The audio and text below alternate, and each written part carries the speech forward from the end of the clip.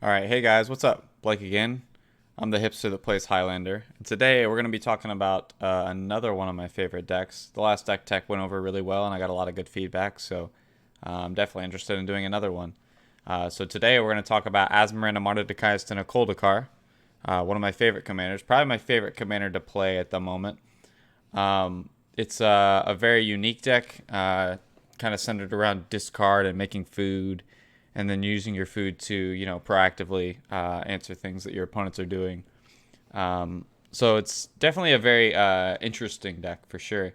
But I really wanted to talk about this deck because I do love playing this deck, and I see most builds online are very all over the place. So much so that they're most of the time lacking win conditions. Their synergies are super disparate from each other. So yeah, I'm going to show you my list and sort of the average list to compare. Yeah, so we'll go ahead and get started. Don't forget to do all the algorithm stuff, like, comment, subscribe. Let me know what I can do better. Let's get into it. So we're going to start off with the average list here. This list is pretty all over the place. I'll start with reading Asmo right off the bat, just so while we're looking through this. I'm not going to read every card on the average list, but I will read Asmor first. She's a 3/3 human wizard.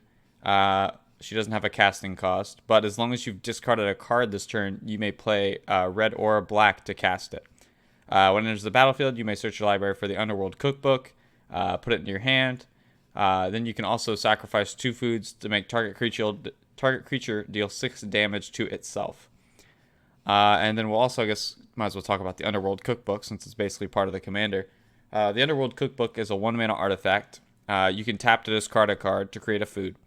Or you could pay 4 mana and tap and sack the cookbook to return a creature from your graveyard to your hand. So the commander is kind of asking us to first discard cards in order to play this, and then discard cards in order to fuel the removal that's stapled to this commander. So it's asking you to jump through a few hoops, and it doesn't really particularly point you in a direction outside of discard. If we look at the average deck here, it's kind of a mixture of basically what the commander says, discard synergies, so a lot of madness stuff, madness payoffs, other ways to make more food, deal damage while you're discarding, stuffy doll sort of effects to make it so when you deal damage, you can use the food to deal damage to your stuffy doll to hurt somebody. Yeah, that's basically it. As far as I can see, there's not really a solid win condition here outside of like maybe stacking up a bunch of damage on a Brash Taunter or a Stuffy Doll with like a ton of food or Blasphemous Act or something like that.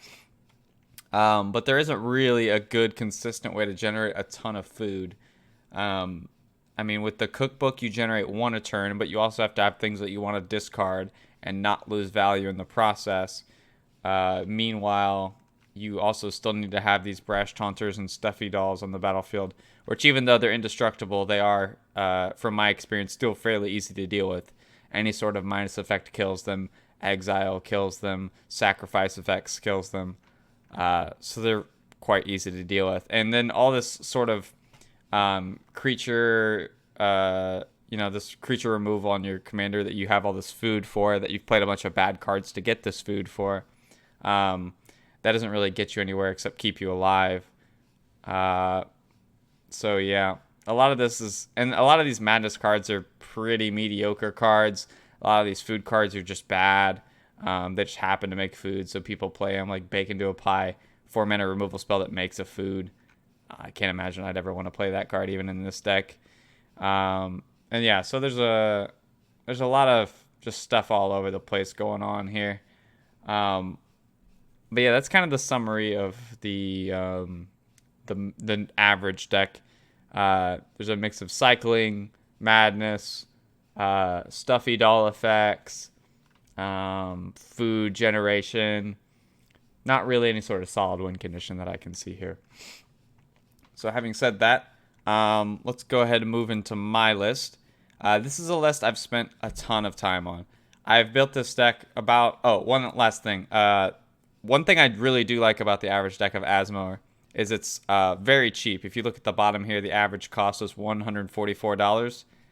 That's extremely budget, even for like, just doing the average list. I'm sure there's more cuts that you can make in here to make it quite a bit cheaper, like a lot of these lands and stuff if you wanted to play on a budget.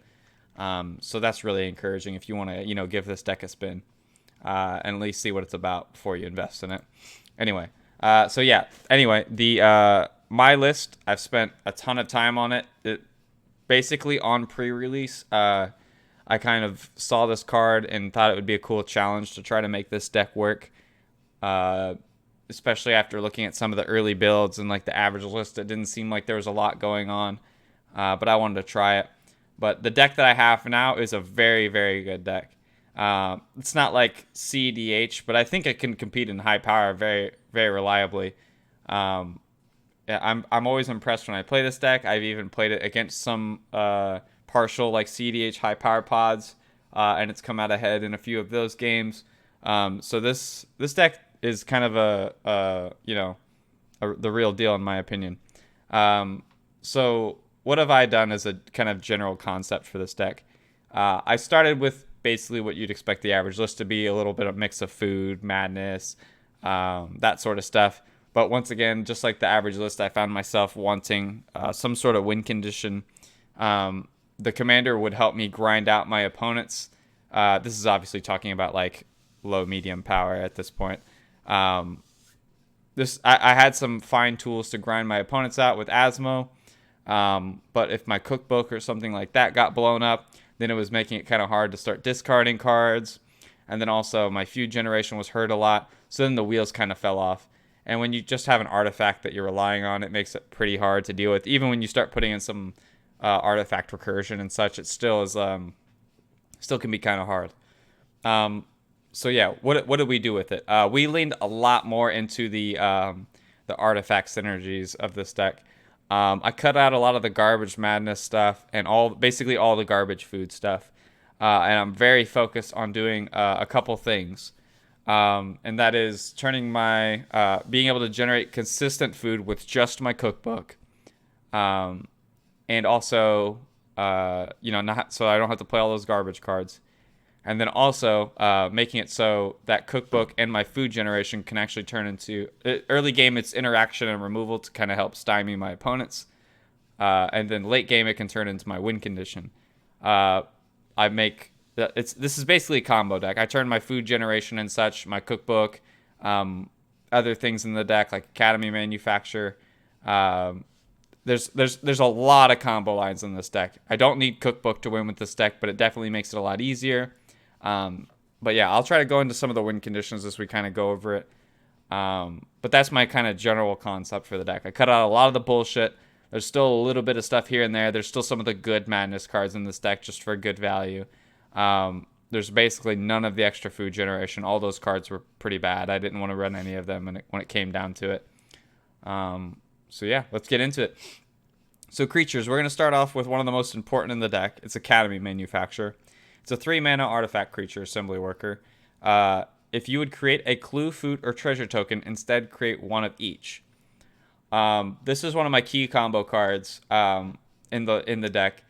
So one of the Clock of Omens and this card with either a Witch's Oven or a Cookbook go infinite with another card we're going to talk about.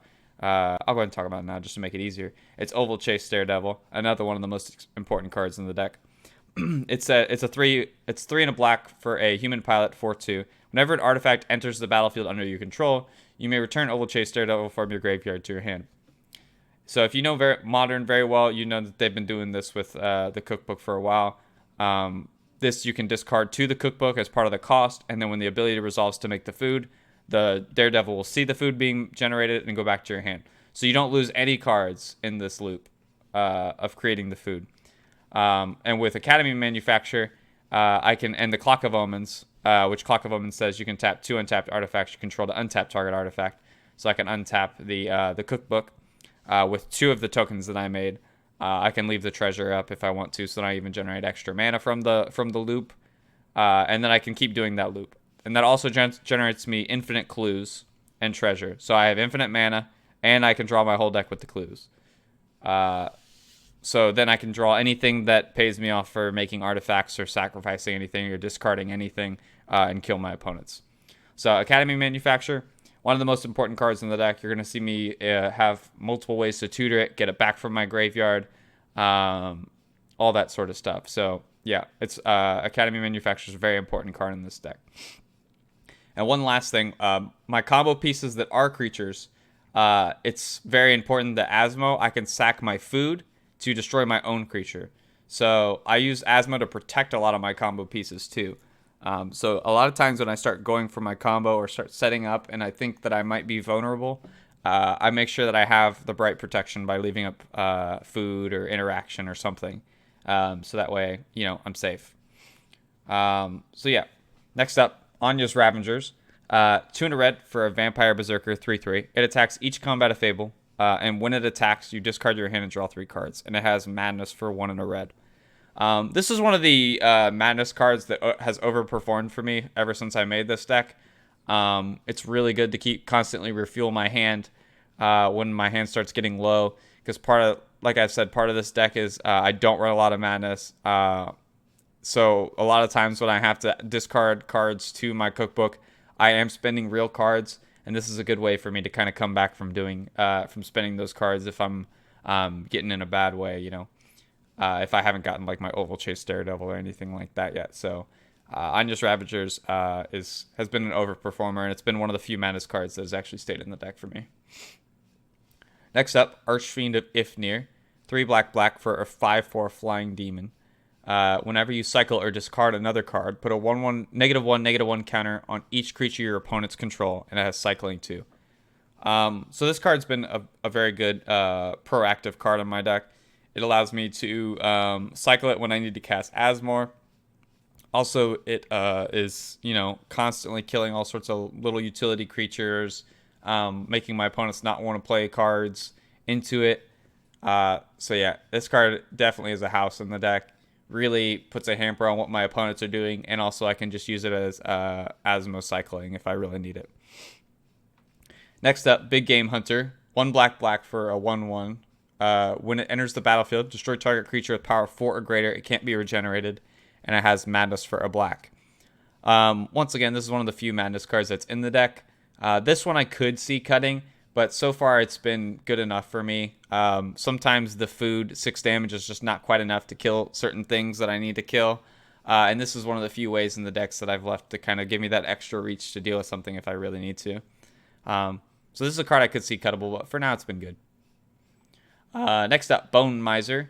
4 and a black for a 4/4. When you Zombie Wizard. Whenever you discard a creature card, you make a 2/2 black zombie. When you discard a land card, you make black. Whenever you discard a non-creature, non-land, you draw a card.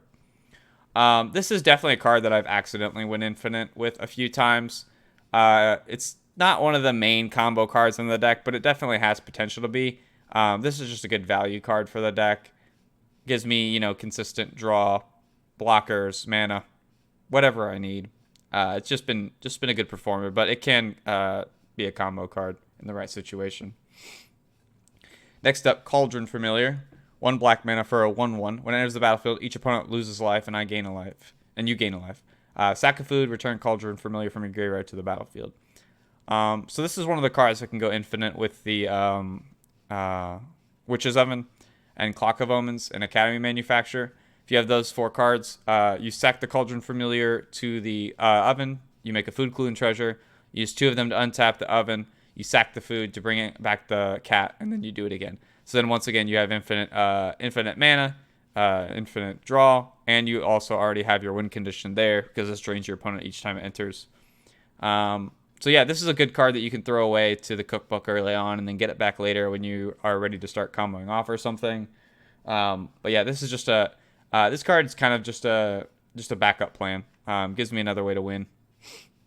Next up, Dockside Extortionist. 1 and a red for a 1/2. When it enters the battlefield, you create X treasure tokens, which X is the number of artifacts and enchantments your opponents control. This card's broken. This card probably needs to be banned from the format, in my opinion. This is just one of my win conditions in the deck. If I have Academy Manufacturer out and I play Dockside, at that point I basically won. If I'm making any more than like 5 treasure, the game's over. I'm going to be able to do whatever I need to do at that point with that much material that I've made. Plus, I can use Asmor. 2 of the food that it creates with Academy Manufacturer, I can use to kill the Dockside. So I basically have a sack outlet built into my commander for the Dockside if I have the Academy Manufacturer out. And then if I have anything that brings this back from the graveyard, such as some other cards we're going to talk about later, then yeah, this is also a way I can kill people. Because I'll make infinite mana, infinite clues, and draw my whole deck and do whatever I want to. Next up, Fairy Macabre. 1 black for a 2/2 flyer. Discard Fairy Macabre. Remove up to 2 target cards in graveyards from the game. This is a really good sideboard card in a lot of constructed formats. But this is a good way to get my Asmo on active and online real early. Since the discard on this is free. Incidental Graveyard Hate is gravy. We love to see that. Yep, it's just a good role player in the deck. Glinthorn Buccaneer, 1 red for 2/4 with haste. When you discard a card, Glinthorn Buccaneer deals 1 damage to each opponent, and you can spend 1 in a red and discard a card, draw a card, activate this ability only if Glinthorn Buccaneer is attacking.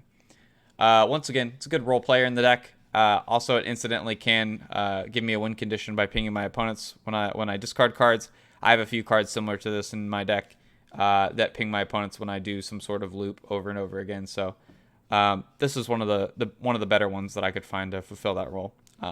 Yeah, it's good, and it can give me some loot if I really need to find something to do.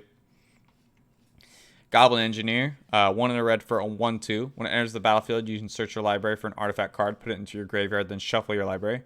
You can pay 1, tap, and sack an artifact. Return target artifact card with CMC 3 or less from your graveyard to the battlefield. Almost every artifact in my deck is 3 CMC or less. The vast majority of the time, I'm going to get my Academy Manufacturer and putting it in my graveyard with this. This is definitely a good role player. It has a lot of other good options. I can go get Sculpting Steel if I have something, if I want to copy my book and I already have my Daredevil or something. I can go put like a Bolus Citadel in my deck if I have my next card, Goblin Welder. So yeah, this is just a really good role player. It gives me a nice tutor. I can swap my food for whatever I tutored for and such. So Engineer's been great. It's a good way to get my book back if somebody destroys it too.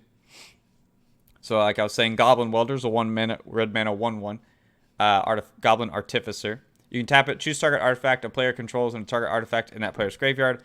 If both targets are still legal as the ability resolves, that player simultaneously sacrifices the artifact and returns the artifact card to the battlefield. So you swap an artifact from play with 1 in your graveyard.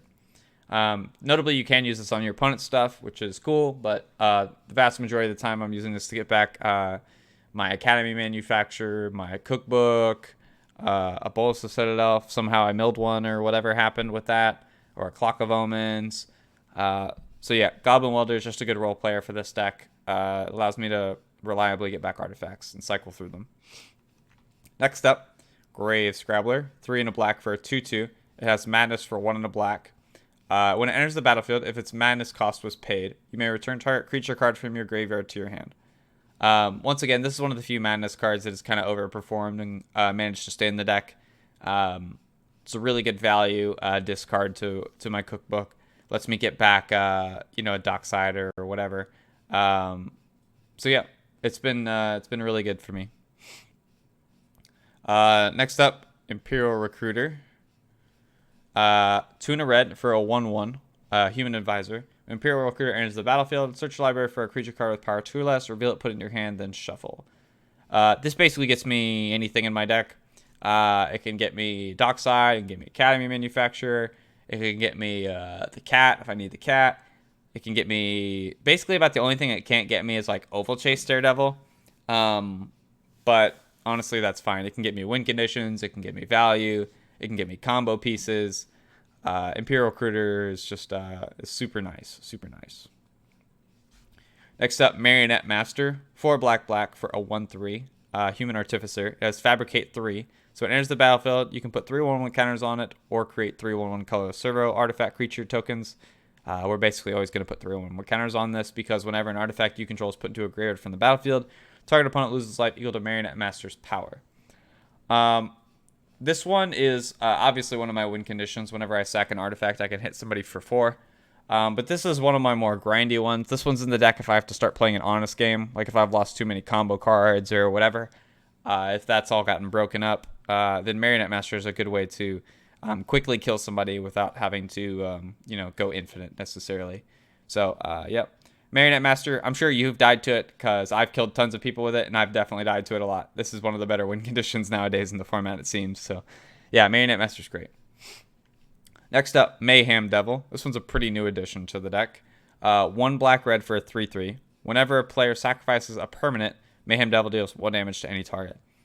So this has just been nice for me. For a while, I wasn't including this card in the deck because it wasn't one of the better ones to me to go infinite with.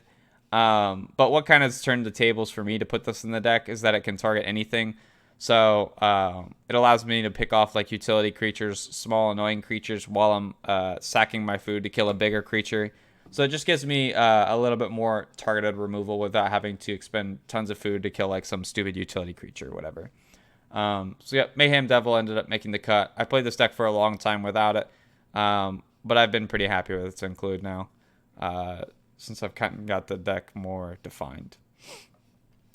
Next up, one of my favorite win conditions in the deck, Nadir's Nightblade. 2 and a black for an Elf Warrior 1/3. Whenever a token you control leaves the battlefield, each opponent loses 1 life and you gain 1 life. So it's an aristocrat for tokens, and for this deck, that is amazing. 3 mana is a cost that I can reasonably pay on the turn that I'm comboing off to play this and then kill my opponents. It also gains you a ton of life to make it really hard to kill you if your opponents are playing an honest game and trying to beat you down with combat damage or whatever. So yeah, this is one of my go-tos and one of my favorite closers for the deck. Next up is a card I really love, Necrogoyf. You've heard me talk about it a lot on this channel. 3 black for a star 4 Lurgoyf. Its power is equal to the number of creature cards in all graveyards. At the beginning of each player's upkeep, that player discards a card. It has mana for 1 black. This is just a really good card for when this deck's got to grind. It starts taxing your opponent's resources really quickly, while you can still discard this and get some value out of it by madnessing it in. And it can be a pretty big threat if your opponents don't really have a board, which Asmo can help clear the way for Necrogoyf. So when you got to play an honest game and you got to grind your opponents out, this deck can still do that, and this is one of the reasons why. Oval Chase Daredevil, one of the most important cards in the deck, like we talked about. As you're starting to see, it's starting to fuel a lot of the combos. Rather than running a lot of the garbage food cards, this is a really lean way I can, create food reliably. So, yeah, Daredevil, one of the most important and best cards in the deck. Reckless Fireweaver, 1 in a red for a 1/3. When an artifact enters the battlefield under your control, Reckless Fireweaver deals 1 damage to each opponent. So it's basically another Nadir's Nightblade that doesn't gain you life. But, yep, Fireweaver's great. Revolutionist, 5 in a red for a 3/3 human wizard. When it enters the battlefield, return target instant or sorcery card from your graveyard to your hand, and has madness of red and 3. So once again, one of the few madness cards that has survived. This one has been very important for me in the deck because I do not have a lot of ways to get back instants and sorceries. And there are a few that I would like to get back sometimes. So like Reanimates or, Tutors or whatever. Maybe a board wipe. So yeah, Revolutionist. It's pretty inefficient, even for this deck, but the effect is hard to replace, and I've been quite happy with it. Next up, Squee Goblin Nabob. 2 in a red for a 1/1. At the beginning of your upkeep, you may return Goblin Nabob from your graveyard to your hand. So this is a pretty consistent way to make food that doesn't necessarily go infinite. But it's a good backup for, Oval Chase Daredevil 0.5 for the deck. It's definitely much worse for this deck, but it at least can do a similar job. So it's, once again, another good card to kind of grind with.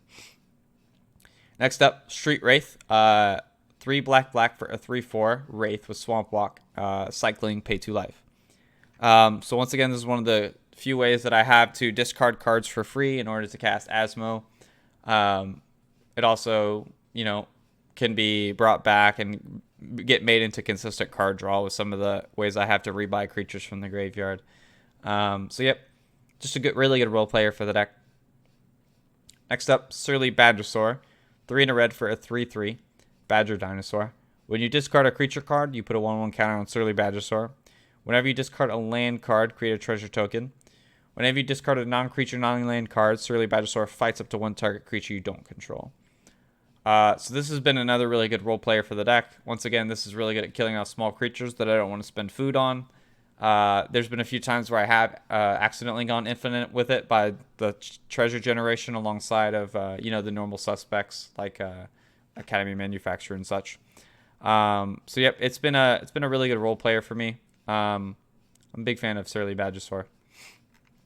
All right, so now let's move on to sorceries. The creatures are kind of the most important parts of the deck outside of a few artifacts. So now you've kind of seen what the deck does, what its game plan is. It's very lean, very focused. So yeah, let's show off what we have to kind of help synergize and round out some of the weaknesses that the deck might have. So first up, we're going to start with a modal DFC, Agadeem's Awakening.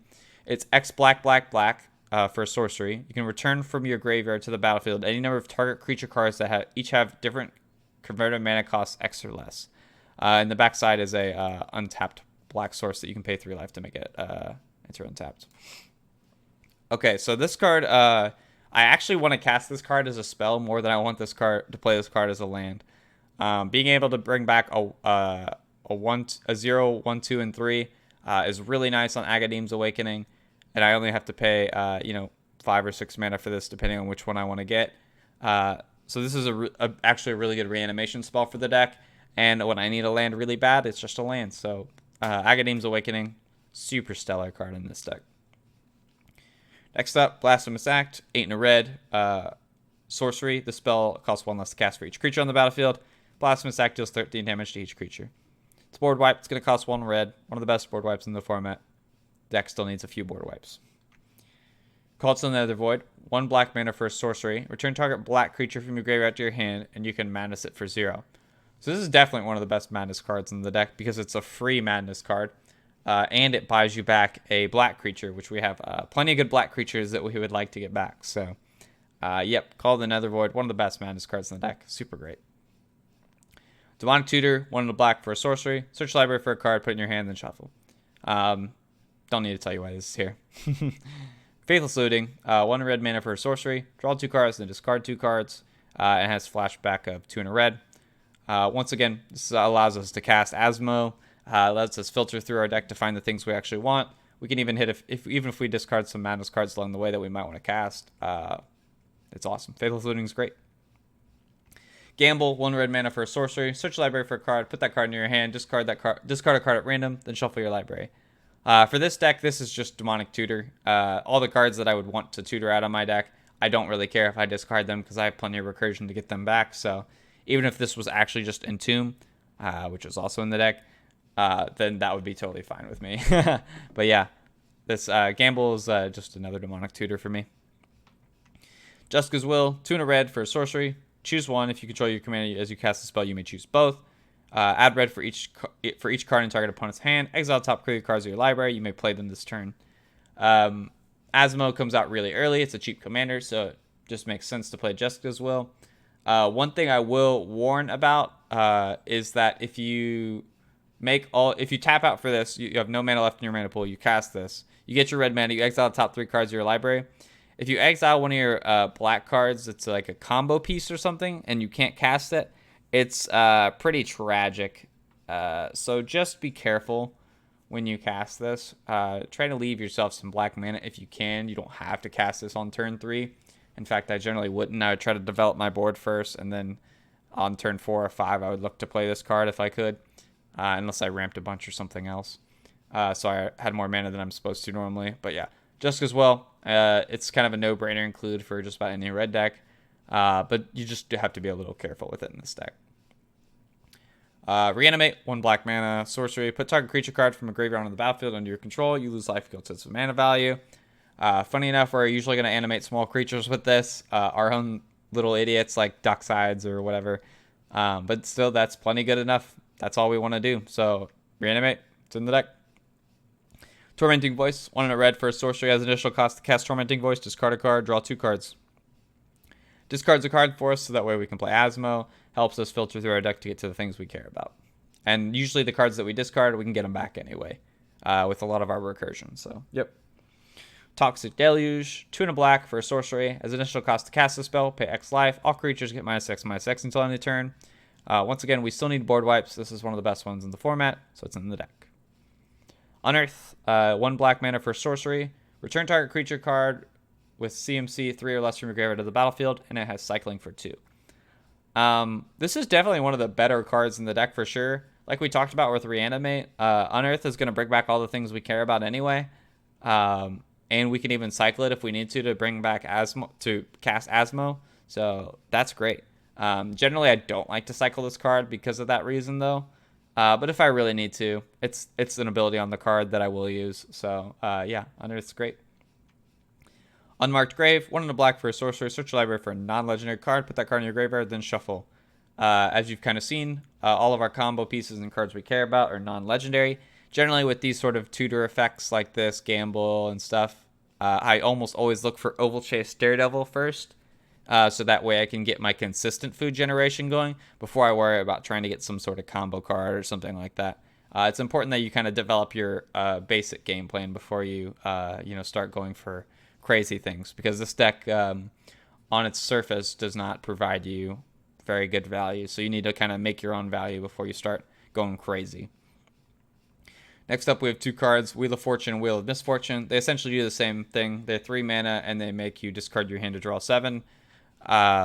Wheel of Misfortune, you have to pay some life to do it. Don't be scared to pay a ton of life with Wheel of Misfortune, because the important thing is that this deck will run out of cards in hand, because we don't generate cards into our hand. We generally put our cards in our graveyard, and that's where we get value from them. So getting new cards in our hand and discarding cards is fine. The cards we put in our graveyard anyway, we generally want them to be there. So, yep, these are good ways to refuel.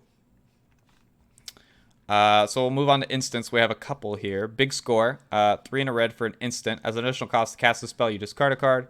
You draw 2 cards and make 2 treasure. I really hope by turn 4 that I have Asmo and I've already made a few food on the board, but if I don't, then I guess Big Score can allow me to cast Asmo the turn that I cast this. But generally, this is just same thing that Tormenting Voice is for, and it gives me my mana back. And then even if I have Academy Manufacturer out or something, this can also get me a couple food as well to get a removal spell from. So Big Score has been a good role player for me. Before it was Unexpected Windfall, before Big Score came out, but Big Score just costs 1 red, so it's easier to cast, so it's in the deck instead for now. Chaos Warp, 2 and a red for an instant. The owner of target permanent shuffles into their library and then reveals the top card of their library. If it's a permanent card, they put it into the battlefield. I don't run into a lot of Rest in Peace or cards that hate on my graveyard in a way that I can't come back from, because I do still have a pretty good grind plan for this deck, like I've shown. But Chaos Warp has been a good card for me anyway. It allows me to get rid of those cards if they happen to come down, even though I don't really see them hardly ever. But yeah, Chaos Warp, it's a no-brainer. It's one of the best removal spells in the format. Dark Withering, 4 black for an instant. Destroy target non-black creature, and it has Madness for a black. It's basically the same thing as Big Game Hunter. This is just used to destroy big creatures that 2 food can't quite kill. Deflecting Swat, 2 to red for an instant. If you control a commander, you may cast a spell without paying its mana cost. You may choose new targets for the spell or ability. Just Deflecting Swat and all this cycle has been kind of staples of the format. In this deck especially, it's excellent because we don't have very many good ways of protecting our cookbook and subsequent combo pieces. At least our creatures we can protect by sacking food to kill them ourselves. But our cookbook itself is hard to protect. So if we lose it, it's pretty tragic. If it goes to our graveyard, as I've shown, we have a couple ways to get it back. But if it gets exiled, that's pretty tough, because then it makes it really hard for us to generate food consistently. Once again, though, we aren't out of the game. We have other combo lines in the deck that don't need the cookbook, but it does make it a lot more annoying for sure. Next up, Entomb, 1 black mana for an instant. Search your library for a card. Put that card into your graveyard, then shuffle your library. Like we talked about for Gamble, this is basically just the same thing. All the cards that we want to tutor for, we don't really care if they go to our graveyard. Generally, we want to get Oval Chase, Daredevil, and then some combination of other value sort of cards. And then, so Entomb is just stellar. Malakir Rebirth, another modal DFC. 1 black mana for an instant. Choose target creature. You lose 2 life. Until end of turn, that creature gains. When this creature dies, turns to the battlefield tapped under its owner's control. This is a good sneaky way to recur a creature in my deck. If I want something to die and my opponents aren't going to kill it for me, I can pay a black, target my Dockside Extortionist, let's say, and then I can use 2 food to kill my own creature, then bring it back and getting its effect that I want again. So Malakir Rebirth is a super stellar modal DFC. On the backside it's just a tap black land. This one I don't mind quite as much as playing as a land. The effect on this one's a little bit more niche for this deck, but it is nice to have as a slot. All right, lastly, we got Thrill of Possibility. It's an instant, 1 in a red. As initial cost, cast a spell, discard a card, draw 2 cards. Same card as Tormenting Voice. So yeah, we're happy to have more of that effect. All right, now we'll move on to the artifacts. We get a few really nice artifacts here that are good role players. And then we have, your normal mana rock suite like Arcane Signet. 2 mana artifact, you can tap for 1 mana of any color. We still need ramp, so Arcane Signet's good. Blood Fountain, 1 black mana for an artifact. When it enters the battlefield, you create a blood token. Blood token, you can pay 1, tap and sack the blood token, discard a card and draw a card. A Blood Fountain also has the ability of 3 black tap, sack Blood Fountain, return 2 target creature cards from your graveyard to your hand. This one's just been a super overperformer in like every deck that I put it in, especially this deck. This is a card that can get Asmor online early with the blood token. It creates 2 artifacts, which are good to sack to whatever. It also can be used to bring back 2 creatures later on in the game if the game's getting a little grindy, to kind of help protect my graveyard from removal or whatever, exile removal. So yeah, Blood Fountain is stellar. It's been a great role player for me. Bolus of Citadel, 3 black for a legendary artifact. You can look at the top card of your library at any time. You may play the top card of your library. You may play the top card of your library if you cast a spell this way. Pay life equal to its converted mana cost rather than pay its mana cost. You can tap and sack 10 non-limit permanents. Each opponent loses 10 life.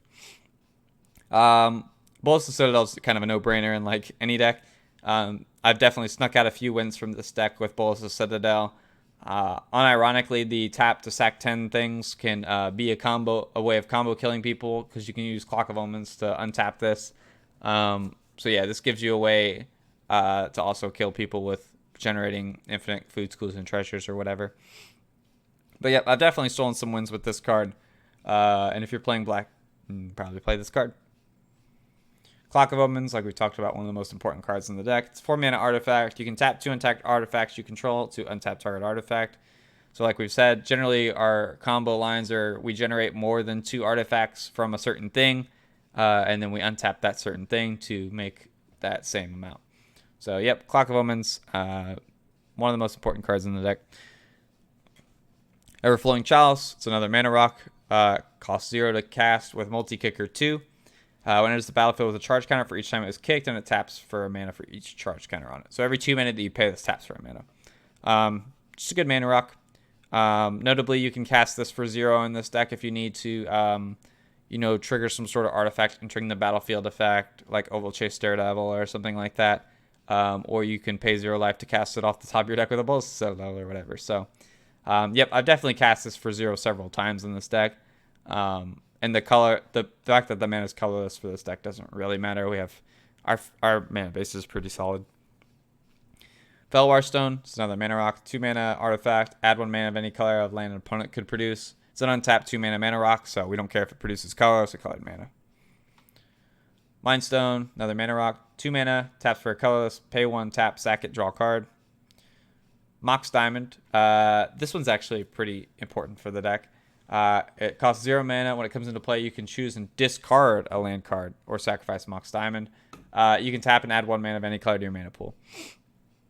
This card's really important because it allows you to actually discard a land, which is actually really nice because it allows you to get Asmo online turn 1 and the cookbook.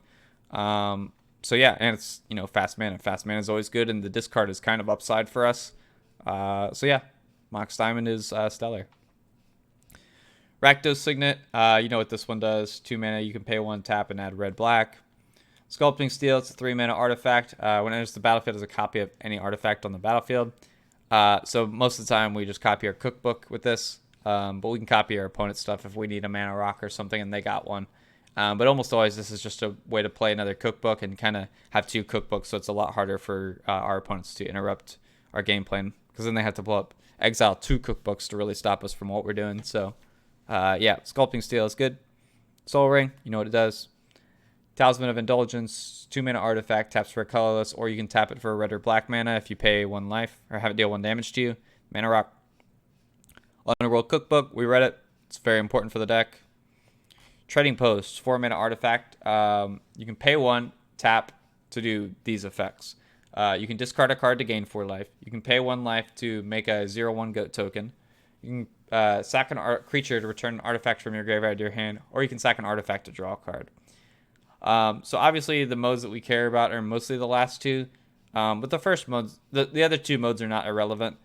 This is just a good utility card for us. Allows us to get our cookbook back consistently. Allows us to draw cards if we really need to. Yep, this one is a little... It's definitely on the clunkier side of what this deck does. But I think it's still good enough as a real fair value engine for the deck. Because sometimes we do need some fair value engines.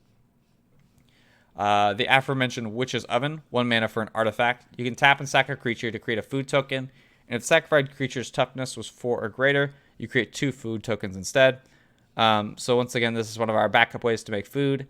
It's not quite as good for us over the Underworld Cookbook, but it's still really solid, and we're still happy to have it.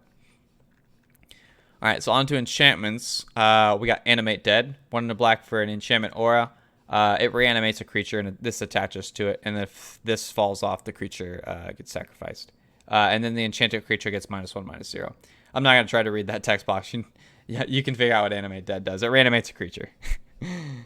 Next up, and Animate Dead is important because, like I said, once again, the things that we care about in our graveyard are all just kind of small generally, but that's fine. We usually just want their ETBs or their effects. The creature doesn't have to be a certain size, or we're not often going to animate our opponent's stuff, even if it's like a big chunga. We're pretty focused on what we're doing here. Next up, Faith of the Devoted, 2 in a black for an enchantment. Whenever you cycle or discard a card, you may pay 1. If you do, each opponent loses 2 life and you gain 2 life.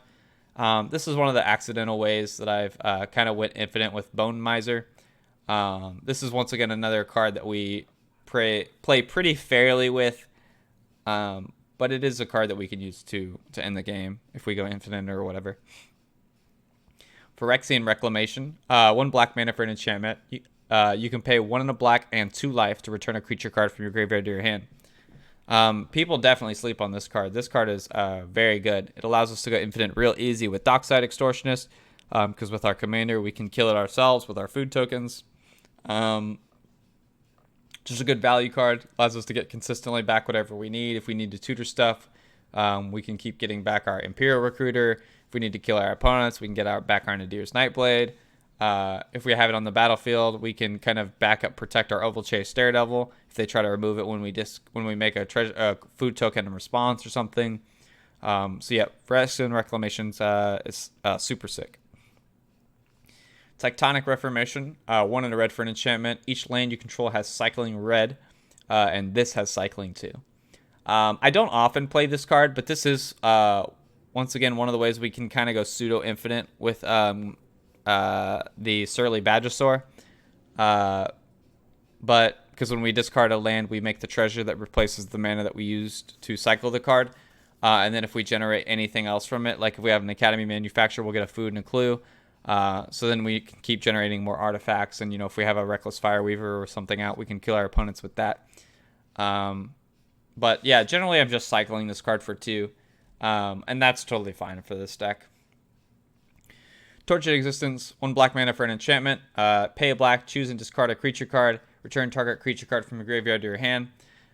This is a good way to loop with Oval Chase Daredevil and like Dockside or something.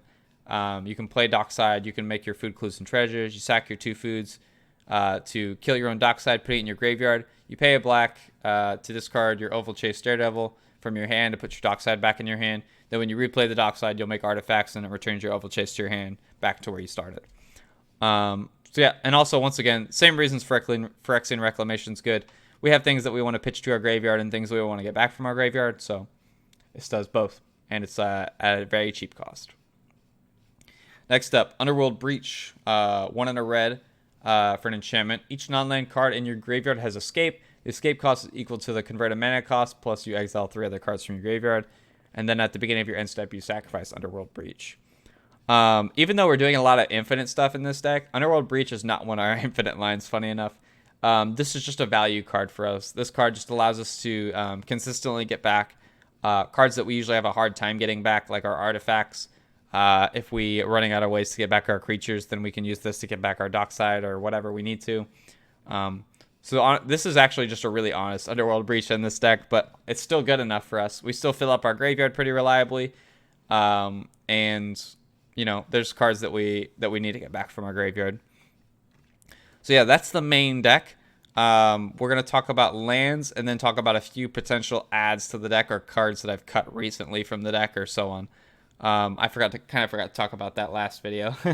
So yeah, we'll get into it. Lands, Ash Barrens. We're going to see a set of the cycling lands here. So Ash Barrens taps for a colorless, and you can pay 1 and basic land cycle it, which means you discard it and search library for a basic land card put in your hand. The cycling lands are good in this deck because they allow us to cast Asmor reliably. And the fact that they enter tapped or don't produce a color like this one is totally fine. Badlands, it's a red-black dual land. Barrenmoor, cycles for a black, enters tapped. Blasted Landscape, it produces a colorless mana, or we can cycle it for 2. Blightstep Pathway, on one side it produces black, the other side it produces red. Blood Crypt, it's the shock land.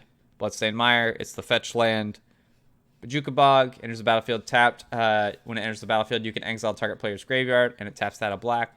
We don't run a lot of graveyard hate in this deck, but this is one of the few ways that we can do it. Just good value. It messes with our opponents a little bit while we're trying to do what we want to do. Buried Ruin. Now, this is an important land. Taps for a colorless. You can pay 2 and tap and sack Buried Ruin to return target artifact card from your graveyard to your hand. Buried Ruin has been extremely important for me in this deck. Like I said, we don't have a ton of ways to bring back artifacts from our graveyard. This does it on a land, so it's kind of a free roll. Very important card in the deck. Definitely always remember that you have this on the battlefield. Don't forget about it, because this will save your bacon sometimes. Canyon Slough, it's a swamp mountain that is tapped that you can cycle for 2. Same reason all the other cycling cards are good. Dragon Skull Summit, if you control it's a dual land that enters untapped if you control a swamp or mountain. Exotic Orchard, add 1 mana of any color your lands your opponents could produce. Generally, this will produce at least 1, if not both of our colors. Forgotten Cave, it's the red cycling land. Gyreach Sanitarium, taps for a colorless, or you can pay 2 and tap it to each player just draws a card, then discards a card. This is just kind of a oh shit button emergency for a way to cast Asmor consistently. But paying essentially 3 mana to do this effect is not really where we want to be. But it's kind of a free roll because it's on a land. Graven Cairns, taps for a colorless. You can pay a red or a black and tap it to produce black, black, black, red, or red, red. So it's just a filter land. It's good. Haunted Ridge, it's a dual land that enters tapped unless you control 2 or more other lands. It's a dual land, it's good. Luxury Suite, enters the battlefield tapped unless you have 2 or more opponents. We always will. Marsh Flats, it's the white-black fetch land. 4 Mountains. Phyrexian Tower, it taps for a colorless. You can tap and sack a creature to add black, black. We don't do that too often, but it is nice to have a sack out on a land, and being able to produce black, black, and ramp with it essentially is nice. Polluted Mire, it's a black cycling land. Smoldering Crater, it's another red cycling land. Sulphur Springs, this is the red-black pain land. 4 Swamps. Tainted Peak, it produces red or black if we control a swamp. Takanuma Abandoned Mire, it's a legendary land, taps for black. You can pay 3 in black and discard this. To mill 3 cards to return a creature planeswalker from your graveyard to your hand. I obviously, this is a newer card. I haven't really had to activate this card yet. but it seems pretty free roll over a swamp in this deck. Plus, there are things, like I said, that we want to get back from our graveyard, and milling things into our graveyard is good, so this card should be good for the deck. Treasure Vault, it's an artifact land, it taps for a colorless. You can pay XX, tap, and sack the Treasure Vault to create X treasure tokens. I haven't had to do this a lot, but it definitely has won me a game since it has come out. Being able to produce a bunch of treasure and incidentally maybe make some foods and clues with Academy Manufacture is a very good synergy for this deck. And yeah, sometimes if you just need to pass and then kind of stow away some mana for a turn and then turn it into a few treasure to have one big turn, that's what this deck wants to do. So Treasure Vault's been one of the better lands in this deck. And then Urborg, Tomb of Yawgmoth, it makes all lands swamps. Notably, you'll see here I do not have Cabal Coffers, as you've heard me kind of talk about in some of my other lands videos. Cabal Coffers is, to me, kind of situational. Even though I have a ton of tutors and I could tutor it up, for me in this deck, I don't need a ton of mana. This deck's pretty low resource with cards in hand and mana. I don't need a lot for this deck to go off. The cards in my graveyard, I just need them to be there within a certain amount, you know, and then once I hit a certain combination of cards, as I've kind of shown, then I can go off. I don't need a ton of mana to do that. Once I go infinite, I go infinite. So Cabal Coffers, I can't risk it being a dead land most of the time for me. I just need to get to my 5 or 6 mana and then do my thing. So yep, no Cabal Coffers here. Just Urborg because we are definitely a little heavier black than red. And Urborg's just good fixing. All right, so that's the core of the deck. We'll talk about a few cards here at the bottom that I would consider adding. One that I kind of forgot to add here is Phyrexian. Oh shoot, what's it called? The other Phyrexian land, the one that taps for a color, so you can pay a black and a colorless and tap it to put a creature from your graveyard on top of your library. That one probably should be in the deck. I just don't currently have one spare, so it's not in the deck, but that's definitely something you could consider. But I am getting a little too high on my colorless utility lands slot, so I would probably have to cut like a real land or like a other utility land for it. But yeah, that's something you could consider. But yeah, other cards would be like Change of Fortune, 3 and a red for a sorcery. Discard your hand, then draw a card for each card you've discarded this turn. If you're leaning a little bit more into the madness route, this seems like a super good call. But for what I'm doing, I'm not usually discarding a ton of cards per turn. I'm only usually discarding 1, maybe 2. And then at that point, I'm kind of like even with this card. So, I don't know. This card doesn't seem like it fits the bill for me. Once again, we're low resource, so. And we don't really like chain through, discard a lot of cards. Containment Construct, you've heard me talk about this card a lot. 2 mana for a 2/1. Whenever you discard a card, you may exile that card from your graveyard. If you do, you may play that card this turn. This one I really want to fit in the deck, but it just doesn't seem like it does enough for this specific build. The cards I discard, I don't care about casting them that turn. I just want them to be there in the graveyard and exist for me to cast on a later turn. If I exile them and I don't cast them that turn, they stay in exile, and that is very bad for me. And I can't imagine, for me on this current build, the way I play, I have not found myself wanting to have access to this effect, even if I can tutor it up with Imperial Recruiter and such. I don't really see any combo lines that this enables either at the moment with my build. Maybe I'm missing something, but I don't. This card I really want to include just because it's good value and I love this card, but I don't. It just doesn't seem to do enough for what I'm doing. A madness card that I have been heavily considering is this one, Shadow Grange Archfiend, 6 and a black for 8/4. When it enters the battlefield, each opponent sacrifices a creature they control with the greatest power among creatures they control. You gain life equal to the greatest power among creatures sacrificed this way, and its madness cost is 2 black and 8 life. This one is definitely a good beater, and it's a really nice effect. Making your opponent sack their biggest thing is usually the only thing that my food will not be able to kill. If I want to kill that thing. But the reason this hasn't made the cut yet is because it's for that reason. 3 mana is a lot for me to hold up while I'm doing my discard things. And I don't know. I don't really care about like gaining life, or I don't really feel like I need any more interaction for creatures in this deck. So, but I really want to make this card in this deck. It's a pretty sweet card, but Just doesn't quite make the deck for me. This deck's a little too focused on what I have going on at the moment. Terminal Agony. This one was a recent cut. 2 black and a red for a sorcery. Destroy target creature, and it has madness red and a black. Notably, when you discard this card, you can cast it for its madness cost at instant speed. So if you leave your cookbook untapped during your opponent's turn and they go to do something and you want to stop them, you can discard this card to your cookbook and still cast it even though it's their turn. So madness, I didn't talk about that earlier, but madness does get around timing restrictions. But red-black is pretty hard to hold up for a removal spell when most of our other removal spells that we've had for things that we can't just kill with food are just 1 mana. So yeah, this one just got the axe. I felt like I had enough removal, and red-black is a little tough. But if you're in a madness heavy deck, I could definitely see this being in your deck. And lastly, Unexpected Windfall. Like I said, this got cut for the newer version, Big Score, because it's 1 red mana, easier to cast, which does matter. But I could see having both in the deck for sure. As it stands now, I don't find myself needing more than 1. I may even cut the Big Score, but I've been pretty happy with what Unexpected Windfall has been doing for the deck, so I'll leave Big Score in for now. I don't foresee myself putting in the second copy being Unexpected Windfall. But yeah, if you did, I probably wouldn't hassle you too much about it. So yeah, that's the deck.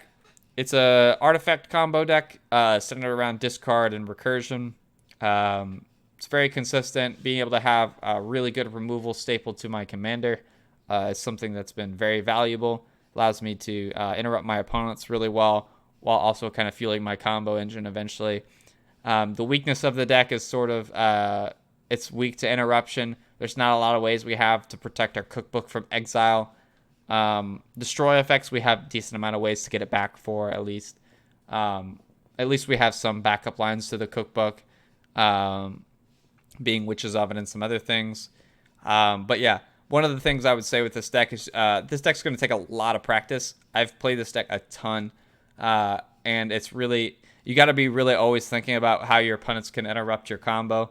Because once you get going, your opponents probably aren't going to be able to stop you. They're just going to die out of nowhere. Most of the cards that you play to combo off with are not Siren Bell ringing combo cards.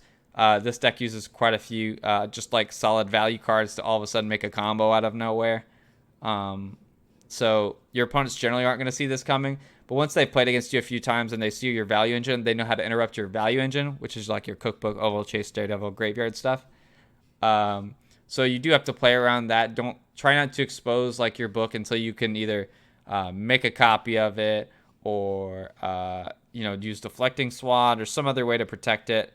Unless you get your cookbook out really, really early where they're not going to be able to remove it anyway. But once you start getting into the turn 3 or 4, if you haven't cast your cookbook yet, it may be best just to hold off and wait to, have some way to protect it or copy it or do whatever with, some way to sack artifacts or whatever. So yeah, it's definitely a very heavily curated deck. I spent a lot of my heart and soul into this deck. I really love playing this deck. It's quite a good deck. I've really tuned it quite well. It's a very weird deck. It's going to take a lot of practice. People are not going to see your game plan coming. It's a cool card, and then you also got to tell your opponents that you're playing Asmoranomardicadaistinaculdacar. So yeah, love this card. Love this deck. If you would like to leave me any feedback or learn more about this deck, maybe try the average deck. This is just a fun card, even though I kind of shit on this average deck. It's not. It's definitely a fun deck. This is more of a casual deck, but honestly, if I wanted to play a real casual game, this would be a fun deck just to play and grind games with my opponents with, because I really love this card. So yeah, cheap deck to get into, but you can really tune it up and make it a real legitimate deck. So hope you all enjoyed this video. Thanks for listening to me talk for a while. Like I said, once again, do the normal algorithm stuff. Like, comment, subscribe. Let me know what I can do better. Thanks again for watching. Y'all have a great day.